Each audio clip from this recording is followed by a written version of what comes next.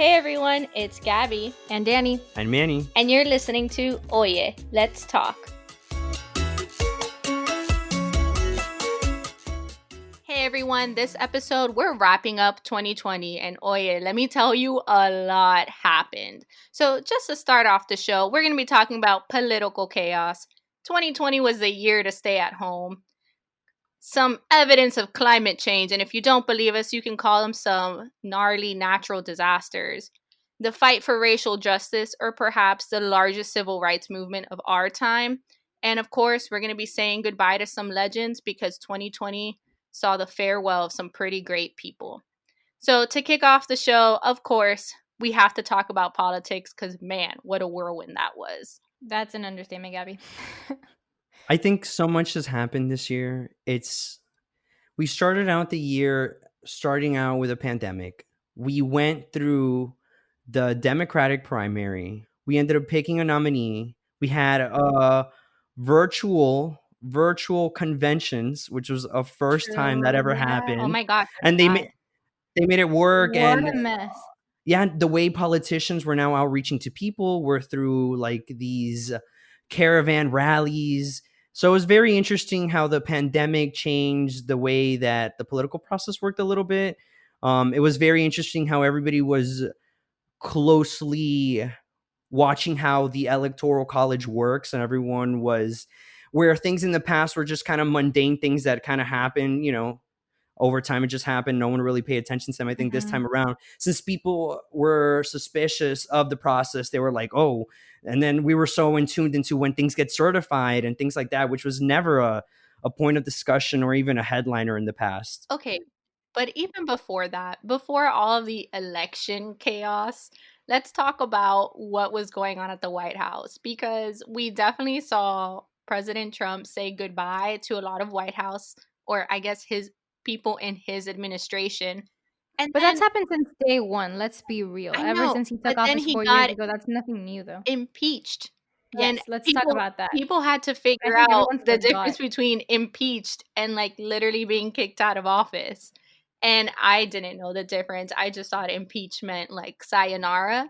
And I was concerned about what we looked like on the world stage, but apparently you can be impeached and still sit in office. I'm the first person to ever get impeached, and there's no crime. I feel guilty. For some context, he was ultimately acquitted by the Senate on February 5th. To remind everyone, there were 2 articles alleging abuse of power and alleging obstruction of Congress. So just a little historical background on that. But yes, that definitely happened this year. Going back to election talk for a second, I think for the first time, a lot of people voted by mail. I was one of those people. I forgot that was an option, and I didn't know how feasible that would be until we were all kind of, I don't want to say forced to because of the pandemic, but in a way it became an option, so to speak. And I had to do my research, and I think a lot of people were more in tune and a lot more engaged on what were the possibilities of voting. And the funny part about all that is that on election day, we saw states that usually didn't do early voting in the past all of a sudden do early voting by a lot. And these states had laws where they could only open those early votes on election day. Mm-hmm. So you saw some of those states taking a long time in counting those early voting. So it was really funny how, being in the pandemic, people had to find new ways to kind of feel safe to vote, and how that just changed the entire layout of the elections that ensued even after election date. So if you were one of those first-time voters or those who became more engaged this election season, a big round of applause, because you are making a difference in this world. And I hope that this continues on for many more years to come, because the election process is important and everyone deserves to vote. So that's right. I'm just saying midterm elections are in 2022. Facts. Already looking ahead. But speaking of looking ahead, after record voter turnout and after more than a dozen people vying for the Democratic ticket, we finally have our president-elect all made official. We did it, Joe. You're going to be the next president of the United States. And come January, we're going to have our new president. And with that comes a bunch of firsts. So Joe Biden not a stranger to the White House, but we will have our first female, Black, and Asian vice president. I think that's so cool. It's so funny. I don't know if you guys have probably seen the meme that's going around where it's like all the pictures of the vice presidents, and there's like a huge picture of, this Black woman, like in just contrast to all these white men that have come before her. So it's definitely a statement, and it's gonna be a moment of of hope for the future. It's definitely historic for sure. So, Kamala Harris, thank you for making history. You're going to go down in the history books. And we thank everyone who, again, as Danny said, contributed to the process to make history overall, from voter turnout, a very different election during the pandemic, and for electing different officials in office that are going to be going down in the history books that the next generation will learn about. And the next generation is also very much going to learn about how all of 2020 we stayed home. I'm still working from home to this day, and we'll probably continue to work from home until next year. But I'm not complaining about it. It has its perks, Mhm. it's kind of nice. It's Are kind of you in nice. PJs all day? Let's be real. Or do you Yeah. occasionally wear like your nice shirt and then pants? At the very beginning, I'm like, I'm gonna be really good about this. I'm actually gonna Mhm. change into nice clothes I to was like like that really too. feel like Mhm. I'm at work. Ha! And then it just, I'm like, I just want to roll my PJs. Oh man. And that's just what kind of happened. And that is one of the perks. But you honestly do miss, going to work. And I feel like us as humans, we're such social creatures that now Mhm. having this a little more monotonous life of like just being confined to a very specific area really plays mind games on you, and it's a funny social experiment. Do This you feel like entire a robot sometimes? Like you're just asked to do something, you do it, and then your day is over with? I mean, that sounds super sad, but That sounds like existentialism, Gabby. Danny. Okay. Wow, I actually am the one to typically bring up existential topics. And actually, I pretty much had a breakdown in the middle of a Publix when I went to my fifth Publix one day and still couldn't find toilet paper, and I had two rolls left. oh So my god. I want everyone to know that 2020 was also the year that people freaked out, first world Yep. problem, about not having paper towels or toilet paper. And actually, fun fact, Clorox says that they're never going to get to like regular production or output for its Clorox wipes until later in 2021 because the pandemic Are you was so bad. serious? Yes, I I still saw can't that. find Clorox wipes anywhere. Like my mom had to Yeah. ship them from Florida. And also in the middle of the pandemic, now that you're talking about toilet paper, my mom had to send me toilet paper from China. They were these tiny little toilet papers that I ended up not using because they looked super sketchy, and I had already gotten my toilet paper because it took literally 3 months after she ordered it on Amazon to get to my home in Chicago. That's how sad 2020 was at the beginning for me. I mean, all I I didn't. can say is e-commerce really went through the roof during this year too. Yeah. Groceries, gym like equipment, you name it, people were shipping it. Oh my God. Yes. Yes. It was crazy, but just like for perspective, like let's take this into consideration. Stuff happened in January and February. March to me is really when the pandemic like ensued. Yes, Yeah. the virus had a presence in at least in the US before then and definitely globally, but it's December, and between March and December we came up with a vaccine and another one is on the way. Like we could have two before 2020 is over. So I just think science worked quick this year. Shout out to every researcher and scientist who stayed in the lab overnight trying to make sure and solve this issue and help some people out because they were really doing it for humankind. And money. I didn't want to be that pessimistic about it, but it's true when they pump billions of dollars into a project, might as well, right? And on Hmm. that note, talking about science, I think this was the year where actually science got a lot of pushback as well. People were starting to question whether or not there was a solution to the pandemic, whether or not science really worked, who to trust. Were doctors just saying stuff to say, or was Trump administration right? Like I think there was a lot of doubt and confusion amidst all of this at the beginning. Yeah, the mask becoming a political issue and the lockdowns. There were certain states that people were protesting. Governors who were putting down lockdowns. And that was kind of baffling. I just also wanted to point out, this is my other fun fact for this topic. PolitiFact picks the biggest lie of the year every year towards the end, as part of their annual wrap up. And they said the biggest lie of the year was overall coming out nationally that the pandemic doesn't exist, or downplaying the pandemic, saying that not that Oh many wow. people have died. Wow.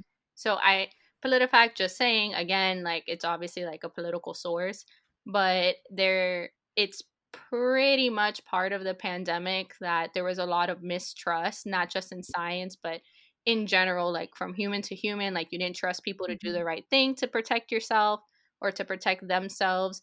You had to go out of your way to do what you can to live your life, and etc. So I'm just saying, whether you believe in science or not, or you want to believe what you hear, the masks are here to stay for a little while longer, and people made a vaccine for a reason, and it seems to be working. So I can't imagine all of that being a hoax. Mhm. Another topic that I feel like people probably didn't connect all together is NOAA. So basically, one of the highest agencies in weather released their Arctic report, saying that climate change is real, and they pointed to a lot of the wildfires happening globally, saying that's kind of proof of the evidence, and an active hurricane season was also proof of climate change. So if you don't really believe in climate change, don't worry. The next few minutes are going to just Oh my be God. slightly painful. But if you're intrigued to learn more about it, let's look back at a few things. The Don't scare our audience, Gabby. the Like, we want them to listen to us. well, We only tell facts on this podcast. facts An opinion. all the time. Nothing but. But like, for real, This is like a fact. California wildfires, like they were raging Yes. for a Yes. long Yeah. time, for months. And then the Australian wildfires, that they're saying the koala population isn't going Yeah. to get back to what it used to be for a few years. I'm surprised that they're not, I guess, higher up or more urgently on the endangered species list. And I'm a Floridian, and hurricane season, even though nothing major happened to the state, we went into the Greek letters, which I don't know if Yeah. people knew that once you went through A through Z, which it really doesn't go all the way through Z, to be fair, but we hit it pretty far through the Greek alphabet, at least the first few initial letters. And it looks like some of those hurricanes are also, those names are going to be, I don't want to say retired, because the way they would retire it is Ada 2020 can never be used again, but Ada 2021 can be. So it's a little mix up. Fight with your local meteorologist. But if you didn't believe in climate change before, like, I think Mother Earth was really like pissed off this year. I I think totally some forgot that. Sorry, I was going to say, I totally forgot that the Australian wildfires happened this year. No, yeah, I was just gonna say that I feel like sometimes like so much stuff is going on that you forget what is happening if it's not happening to you in that moment. Hmm. And especially with the Australian like I even going doing the research for the podcast, I was like, oh my god, I remember this. Like, this felt like almost such a long time ago. But it's something that's not in your backyard, and then you just kind of like, oh no, but like that's a big issue there. And also on the West Coast, and that's been like all the people that have been displaced from their homes. Like, imagine having to start a whole new life. No, and some of these people was like they have had their houses been affected in past years also, so it's been a Hmm. recurring issue. Yeah. And even with the hurricanes, like the aftermath, it literally hit two of those Greek lettered storms hit Honduras like back to back on 2 weeks. And that was like super devastating because in those countries, like you see a lot of mudslides, a lot of deaths in like these small towns. They don't have the infrastructure to fight off a hurricane. El Salvador, So too. yeah, so it definitely has been a year to really, look within ourselves and see what's going on. So we'll go ahead and maybe link the Arctic report, because I want everyone to at least watch this 4-minute video, because it really breaks down everything pretty comprehensively. We'll try to link it on our Instagram when this episode airs, and just get to be a little more familiar yourself. Like, everyone can do their part. I know the straw thing was very popular for a while, like nixing plastic straws, but there's way bigger efforts that you can do as an individual, not necessarily to save all of the koalas, but at least to, mm, I don't want to say slow climate change, but make it at least a bit better. And And to just be conscious about it too, like, as long as you're like recycling and just being conscious about like everything that you use and the way you throw things, and just not litter, because people still do that and it's not okay. And the fines are kind of like a joke because nobody really gets fined $1,000. Just don't do it. So now our episode is going to take quite the turn. We would be remiss if we did not mention the resurgence of the Black Lives Matter movement in 2020. If you remember, in May, near Memorial Day, George Floyd died. Now, who is George Floyd? A black man in Minneapolis just went into a convenience store. Police were called, and video went viral of his death. A Minneapolis police officer kneeled on his neck for nearly 9 minutes. And I would say the outcry for how he died, which his final words were that he couldn't breathe and he was crying for his mother, angered enough people to bring people out to the streets all over the globe. So, on top of this global pandemic, people got out of their homes to protest Black lives, and not necessarily protest their existence, but to protest that they matter as well and the injustices that they face every single day. No justice, no peace! No justice, no peace! No justice, no peace! No justice, no peace! No justice, no peace! No justice, no peace! For those who want to learn more about that, we specifically have a whole episode on it. We interviewed an activist who currently lives in Minneapolis still, and she talks about her experience with that as an Afro Latina as well. So I would highly recommend you check it out if you haven't already done so. And I just want to chime in and say that this is not a problem that's new in 2020, or that now we're just finding about this. Has been an issue that has been fought for decades, for centuries. And I feel like in this moment it felt a little different. There was everything, the political climate that we were in a world pandemic.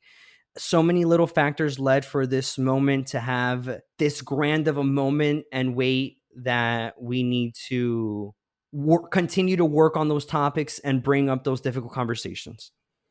And it's far from over too.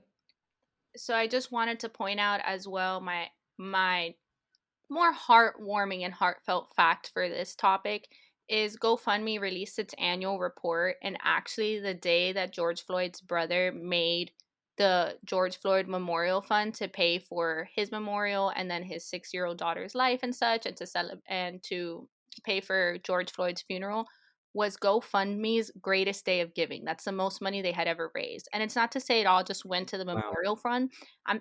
I'm talking like millions of dollars on June 2nd. It was for almost any type of cause related to racial justice. And for its top 5 causes of the year, racial justice and George Floyd was the second most second cause that received the most contributions. Sorry, I got tongue-tied there.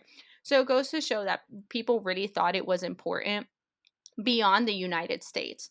And as Manny mentioned, like, this is something that I think is going to go into 2021. We've already seen a lot of police reform because of it, neck restraints being outlawed, some of the sweeping policing bills in Congress that I know come 2021, like as new senators and House representatives take their seats, many have said that's like on their agenda. And at the local level, plenty of police departments and sheriff's offices, if they didn't already have a citizens review board, have created them. So get to know them in your area as well, because that's how you can create change with your local law enforcement. And apart from saying goodbye to some people who just unjustly lost their lives, we're also saying goodbye to some legends this year who lost their lives for various reasons. I think one of the earliest ones was Kobe Bryant. And a shock too. It was such a young talent leaving us so soon. And I remember being in the news station when it happened and just being in shock that it was happening. You're like, what? Same. We thought it was a hoax at the beginning. We're like, this can't be true. There's no way. There's nothing confirmed. This is all speculation. Where did people get that from? TMZ was reporting it. TMZ was the first one to come out with it. We're like, no one's really trusting TMZ. So that was a moment of shock and awe. Yeah. And the days to come, And let's not forget his daughter as well, Gianna, who was, very young. I believe she was 9 years old. So it was Kobe Bryant, Gianna, and it was 9 victims total, and who died in a helicopter crash, and they were just on their way to a game. So it was very much a tragic and unexpected death. And it just goes to show you how one athlete could impact the world, because it felt like everyone was mourning him in a different way. And as Manny mentioned, I was actually going into an overnight shift, working the morning show next day. And that was most of the news, just talking about the different ways people were paying tribute. And another person who received a lot of tributes and I think was a pop culture icon and now would only continue on as such as well is Ruth Bader Absolutely. Ginsburg. Her death, unfortunately, was politicized, but the Supreme Court justice, before she died, I never knew a day when she wasn't on the bench. So that goes to show you the amount of history that she had, beyond the Supreme Court, like just her life as an attorney, as a lawyer, as a lawmaker, and as a feminist, an iconic feminist at that. She was the first of many, and I think it's amazing that we got to know or got to see a woman like that in Hmm. 2020 and got to In our revisit. lifetime. Yeah, I just think it's interesting that we got to revisit a lot of her history, because when someone's living, we don't always remember everything they do, but a lot of the tributes really highlighted the work that she did for equal rights for women's pay. And fun fact, she always fought for equality in a, I guess you can say, creative way. Like one of her first court cases was representing a man who couldn't get a tax break for being a caregiver to his mother. And by representing a man, she got women's rights in the aspect of caregivers don't always have to be women. Yeah, Hmm. by representing a man. And just to point out that she was the second woman to be appointed to the Supreme Court, and she was the first Jewish woman ever appointed. People ask me sometimes, when do you think it will be enough? When will there be enough women on the court? And my answer is, when there are 9. That's amazing. I'm someone who definitely admired her a lot, and I actually watched her movie. Anyone who's interested in learning more about her, also, there's a movie out, and there's also a documentary about her, and I believe they're both on Netflix. So definitely encourage you to check that out. I want to harp on another great legend and activist, John Lewis. He was a House representative, and he was a social rights activist marching side by side with Martin Luther King. And he was a keynote speaker at the March on Washington. We march today for jobs and freedom, but we have nothing to be proud of. For hundreds and thousands of our brothers are not here, for they're receiving starvation wages or no wages at all. Those who have said be patient and wait, we must say that we cannot be patient. We do not want our freedom gradually, but we want to be free now. John Lewis was most notable as always making good trouble. You may have heard that. He was, I guess you can say, part of what is known now in history as Bloody Sunday in Selma, when he crossed the Edmund Pettus Bridge. It was basically people fighting for equal rights, marching in 1965. It's very much similar to the protests you see today. Like I'm hesitant to draw that comparison, but police basically threw tear gas, stopped the protesters peacefully just crossing the bridge. And if just for more historical context, like the march across the bridge was led by Martin Luther King Jr., and then hence we later on had the I Have a Dream speech in DC. But it was a culminating event of several protests throughout the weeks, which they kept being stopped violently by police.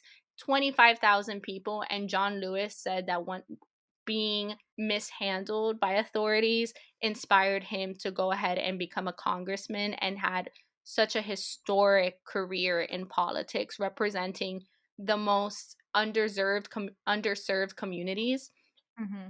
And if I'm not mistaken, he represented an underserved community in Georgia. And after George Floyd died, he's the one who started the iconic picture of several House representatives kneeling at the Capitol. He's the one who Hmm. organized that along with Nancy Pelosi. And I think Amazing. that the fact that as a civil rights leader, he took his experience to politics, and then later made sure he never left his roots, and he always says it's you have to make good trouble to kind of get results. And I think that's something that's going to stick with us come 2020, because a lot of people did rile up some good trouble to make a difference, to change some of the systemic racism that we do have in this country. And they paved the way for what is the Black Lives Matter movement now. I mean, I think they endured a lot, arguably maybe a lot more violence than what we see now in terms of the resistance when it comes to protesting, like the act of protesting itself. I could be wrong. That's just what I perceive. But another legend that I wanted to mention as an Argentine myself, Diego Armando Maradona passed away. Kind of shockingly, not, I mean, it was kind of expected because he was already health wise pretty bad. But for those who don't know, he was an Argentine professional football player and manager. He was widely regarded as one of the greatest players of all time in the history of soccer. He passed away, I believe, about a month ago already. So that's not to say that any life is more than another. We just wanted to go ahead and give a look back to some of the legends who lost their lives and paved the way for much of the life that we get to see today. And apart from some of the people that we mentioned, apart from those who unjustly lost their lives, there are also over 250,000 people who lost their lives to the virus that unfortunately plagued much of 2020. So as much as we like to joke and such, like, it is a privilege to be able to make it into 2021. So we would like to hold a moment of silence for all of those who unfortunately won't be seeing the new year. And now we're going to take a short break.